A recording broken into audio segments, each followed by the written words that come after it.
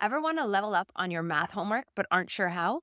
I'm here to show you four key things that us teachers look for and are bound to get you the results you want on your next math test. If you're new here, hi, I'm Danielle, and I'm a high school math teacher for over 18 plus years. And I basically share all my strategies and tips here on this channel to math students so they can learn math with ease. If you're a high school math student, definitely hit the subscribe button below so you can stay up to date with all the tips and tricks that I put out there that are not being taught in a math classroom but should be. I'm excited to show you four key things I look for just by glancing quickly over my students' homework if they are setting themselves up for success for their next math test. It doesn't take too much time, and usually math isn't an issue when these four things are in place. And they may feel simple and obvious when you hear them, but that's a good thing because then hopefully you will be motivated to implement them the next time you sit down to do your math homework. Okay, so as I walk around my classroom, the first thing I look for when I'm checking over homework is if the student is organized. What do I mean by that? They need to have the date, they need to have the title of the lesson, they need to have written down the questions that are being asked to be completed for homework, and their work needs to be neatly organized on the paper so it's easy for me to scan and read through. I will definitely show you what this looks like in an example from one of my own students in my class. Step two is to use the outline. In high school, most teachers will give you some way they'll communicate to you the entire unit's lessons plus homework questions. So use that outline and make sure to complete every question or attempt every question that's been assigned to you. And don't leave a single blank. When you leave a blank, you are putting up a wall for any tougher questions that you're going to be facing on your unit test. So you want to be training yourself to attempt everything, even if you don't get to the right answer. Math is messy. It's okay. Just go with it. All right, number three.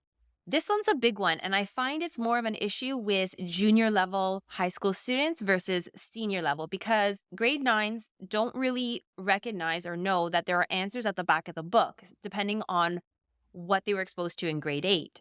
So I always remind my students that there's no point in doing your homework if you aren't going to check the answer at the back of the book. And I recommend that once you complete a single question, you immediately check the answer at the back because you want to know if it's correct or not. If you've made a mistake, you don't want to carry on with that mistake throughout the entire homework because that would just be disappointing.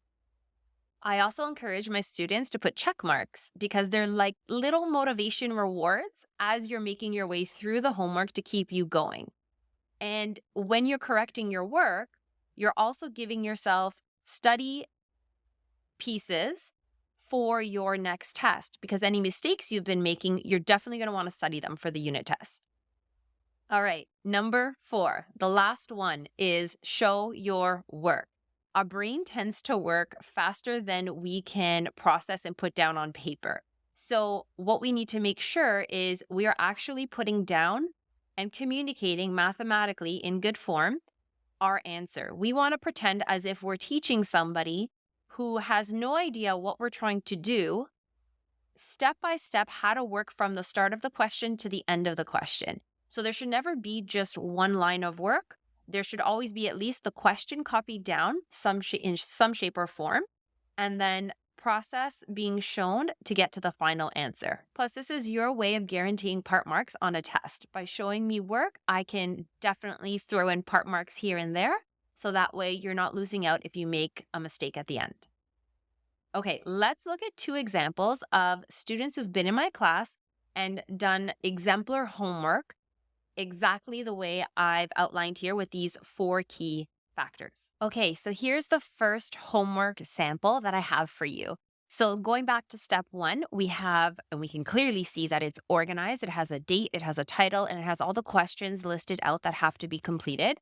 This student, he kept it clean and organized so I could scroll through and see where every question, where it exactly lives and resides. I can see that he used the outline because obviously he's referencing it up here.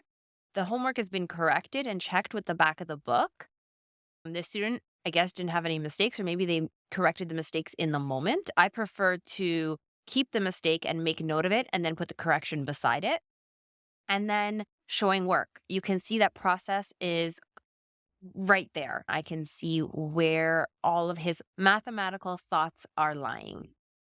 Okay, here's another example of homework being completed by a student. She actually completed this on her tablet, which is fine. I give my students that option.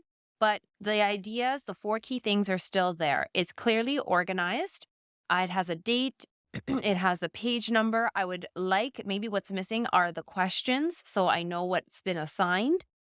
It's easy to read, easy to follow, very organized. The tables and graphs are made with rulers, which is really key. And you want to make sure that your scales are actually accurate. Otherwise, you won't see the graph come to life. And then you'll struggle on the test because you're not practicing that skill in your homework.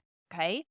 They've corrected the homework. Check marks would be nice. Here, you want to just make note of any mistakes that are being made.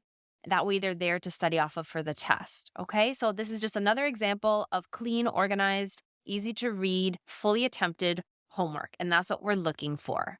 So, I hope that was helpful to you. Let me know down below, comment on what you'll use next in your upcoming math homework session. And if you need some more help with your math class, I have a free guide and free workshop on how to make math more zen. I'll definitely link it below for you. It also builds up to the mini course I have, Power Up Math Homework, where I teach you how to make math homework effortless for you so it feels really easy to do. Thanks for watching, and I'll see you in the next video.